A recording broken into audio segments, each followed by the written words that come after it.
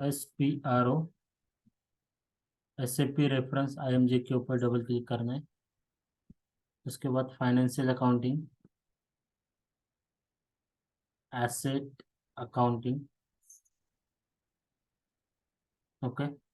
उसके बाद organization structure, check country specific setting. सबसे पहले क्या देखना है, चेक कंट्री स्पेसिफिक सेटिंग। यहाँ पे क्लिक करना है। सबसे पहले हमारा कंट्री इसमें है कि नहीं देखना। ऑब्वियसली सभी कंट्री बाय डिफॉल्ट रहते हैं यहाँ पे, कुछ ऐसा नहीं है कि कोई कंट्री नहीं रहता यहाँ पे, ओके। तो ये कंट्री है आयन इंडिया, यहाँ पे है, तो ये कंट्री ऑलरेडी यहाँ पे अवेलेबल है, okay. Back, copy reference chart of depreciation and depreciation area, copy reference chart of depreciation and depreciation area. यहाँ पे जाना है आपको, स्टैंडर्ड, यहाँ पे copy reference chart of depreciation, यहाँ पे कॉपी एज बटन, यहाँ पे देखो इसके ऊपर क्लिक करना है।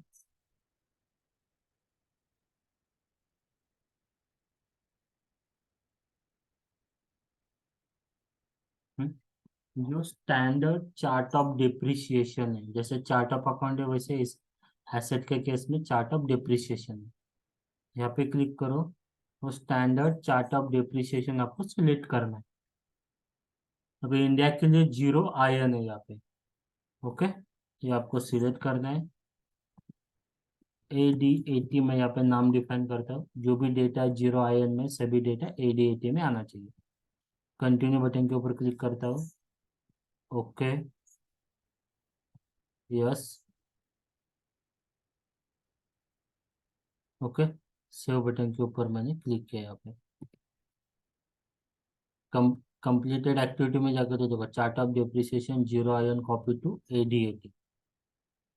बैक बटन के ऊपर जाता हूँ। उसके बाद कॉपी डिलीट डिप्रिसिएशन एरिया, इसके ऊपर डबल क्लिक करना है आपको। हमारा जो चार्ट ऑफ डिप्रिसिएशन वो एंटर करना है यहाँ पे। अभी सबसे पहले जो बाकी के दिख रहे हैं ना, ये डिलीट कर दो, डिप्रिसिएशन एरिया। यहाँ पे 2 ही रखो, कंटिन्यू, ओके। 01 क्या है, as per books companies act, and 15 as per income tax act. Books में एज पर लेजर का हमारा इम्पैक्ट जाना चाहिए, तो एज पर क्या हुआ, कंपनीज एक्ट हुआ। तो यहाँ पे रियल टाइम एंट्री पोस्ट होना चाहिए, तो इसके लिए यहाँ पे हम 1 डिफाइन करते हैं, ओके। और 15 में रियल टाइम एंट्री पोस्ट नहीं होना चाहिए हमारे बुक्स में। इनकम टैक्स के हिसाब से हमारे बुक्स में एंट्री नहीं जाना चाहिए, लेजर में इम्पैक्ट नहीं जाना चाहिए, इसके लिए यहाँ पे 0 डिफाइन करते हैं। ये concept clear. Chart of depreciation अलग, okay, chart of depreciation area अलग, दोनों अलग अलग। चार्ट ऑफ डिप्रिसिएशन एरिया मतलब 115, ये हो गया यहाँ पे, क्लियर। ये कंसेप्ट क्लियर है अभी, इसमें कुछ डाउट किसी को? जी सर। ओके, सर एफ के अकॉर्डिंग ही डेप्रिसिएशन बुक करता है ना? हाँ फिर से बताओ, नहीं क्वेश्चन नहीं समझ में आया। डेप्रिसिएशन एक्ट के अकॉर्डिंग ही डेप्रिसिएशन बुक किया करेक्ट, जाता है ना? करेक्ट, करेक्ट, कंपनीज एक्ट के हिसाब से।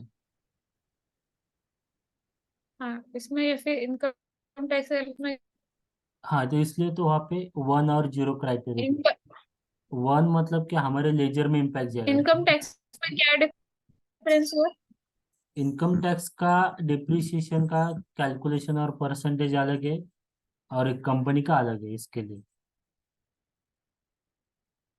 क्लियर। अभी फॉर एग्जांपल इनकम टैक्स का फॉर्मूला क्या है, मैं लैपटॉप परचेस कर रहा हूँ तो 60% डिप्रिसिएशन है लैपटॉप के ऊपर, ओके। Yes sir. लेकिन कंपनी एक्ट के हिसाब से अलग है डिप्रिसिएशन, इसके लिए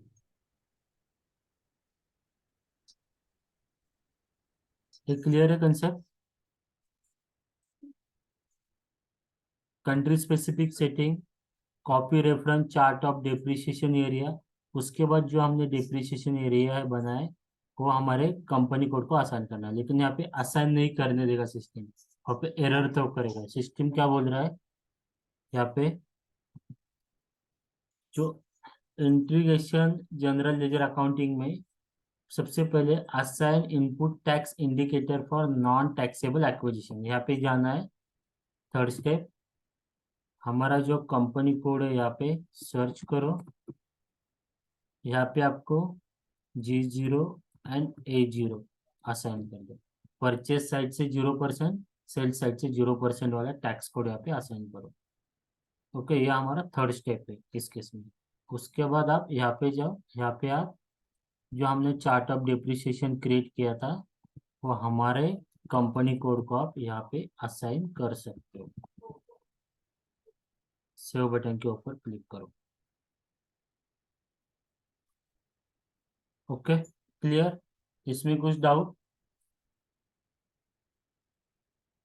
4 स्टेप क्लियर हुआ यहाँ पे? चारों स्टेप? जी। ओके। उसके बाद एसेट क्लास। एसेट क्लास में अलग अलग कैटेगरी है। ओके, सबसे पहले specify account determination. Specify account determination क्यों करते हैं? क्योंकि जितने भी हमने एसेट रिलेटेड लेजर बनाए, वो सभी लेजर स्पेसिफाई अकाउंट डिटर्मिनेशन में हम असाइन करते हैं। अभी स्पेसिफाई अकाउंट डिटर्मिनेशन ये जो है, जितने भी हमारे लेजर है ना, मतलब कंप्यूटर रहने दो, बिल्डिंग रहने दो, प्लांट एंड मशीनरी रहने दो, करेक्ट, इलेक्ट्रिकल फिटिंग्स, और जो भी रहेगा व्हीकल्स, जितने लेजर है उतने हमारे अकाउंट डिटर्मिनेशन आ जाएंगे। सेम अगर डब्ल्यूआईपी में सपोज एक्चुअल में 4 है, डब्ल्यूआईपी में 4 है, तो टोटल 8 हो गया यहाँ पे। तो अकाउंट डिटर्मिनेशन भी यहाँ पे हम लोगों को 8 क्रिएट करना। Clear concept? अकाउंट डिटर्मिनेशन का यूज क्या है? उसके बाद लेआउट में जाते हैं हम। लेआउट का मीनिंग क्या है? जब जब आप लेजर क्रिएट कर रहे थे, करेक्ट, लेजर क्रिएट करते समय उसमें भी एक ये था हमारा फील्ड स्टेटस वैरायंट था। तो फील्ड स्टेटस वैरायंट का यूज क्या है? कौन सा फील्ड हमें हाइड करना है, कौन सा फील्ड हमें मैंडेटरी करना है, कौन सा फील्ड हमें ऑप्शनल रखना है। सेम यहाँ पे एसेट के केस में स्क्रीन लेआउट वर्क होता है। एसेट मास्टर क्रिएट करते समय कौन सा फील्ड हमें हाइड करना है, कौन सा फील्ड हमें रिक्वायर करना है, कौन सा फील्ड हमें ऑप्शनल रखना है, कौन सा फील्ड हमें डिस्प्ले के लिए रखना है, उसी उसी लेआउट इसी के लिए यूज होता है। Layout concept clear? कुछ डाउट इसमें?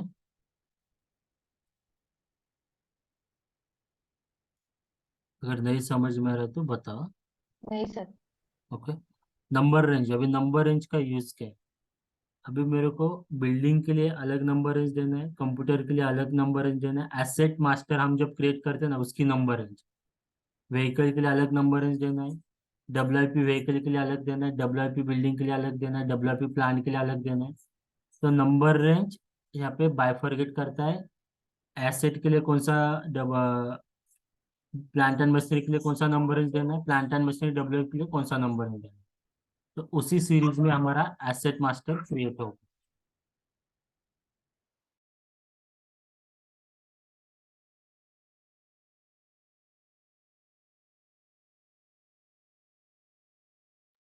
Okay, clear? नंबर रेंज का यूज क्या है? ओके, अभी एसेट क्लास का यूज क्या है? ये जो हमने account determination, screen layout, number range, जो तीनों कॉन्फ़िग किए थे ना यहाँ पे, ये तीनों कॉन्फ़िग एसेट क्लास में हम डिफाइन करते हैं। तो उसी एसेट क्लास में हम asset code, asset master data create करते हैं। क्लियर? तीनों जो कॉन्फ़िग किया था इसी में ऐड करते हैं, और एसेट क्लास के अंदर हम एसेट का कोड एसएपी सिस्टम में क्रिएट करते हैं। Okay, asset class concept clear? उसके बाद चार्ट ऑफ डेप्रिसिएशन। अब उसका डेप्रिसिएशन रन होना तो कंपलसरी है। तो जितने भी एसेट क्लास हमने क्रिएट किए थे, सभी एसेट क्लास को हम एक चार्ट ऑफ डेप्रिसिएशन असाइन कर दे। तो ये क्लियर पार्ट। इंटरव्यू में क्वेश्चन आता है अकाउंट डिटर्मिनेशन का मीनिंग क्या है, स्क्रीन लेआउट का मीनिंग क्या है, नंबर रेंज का मीनिंग क्या है, एसेट क्लास का मीनिंग क्या है, चार्ट ऑफ डिप्रिसिएशन का मीनिंग क्या है। अगर और भी ऐसे क्वेश्चन पूछते हैं कि एसेट कॉन्फिग के स्टेप बताओ, तो आपको ये ऐसा सीक्वेंस बताना चाहिए। क्लियर? कुछ डाउट है? ये पार्ट हम कल देखते हैं एसीपी में। यहाँ तक ठीक है? अभी 4 स्टेप हमने देखे, वो आप फॉलो करो तब तक। ओके। एसेट के लिए थोड़ा टाइम जाएगा, लेकिन सर कॉन्फिग के लिए 3 दिन जाएंगे, उसके बाद ट्रांजेक्शन के लिए 2 दिन, टोटल 5 दिन लगेंगे एसेट के लिए।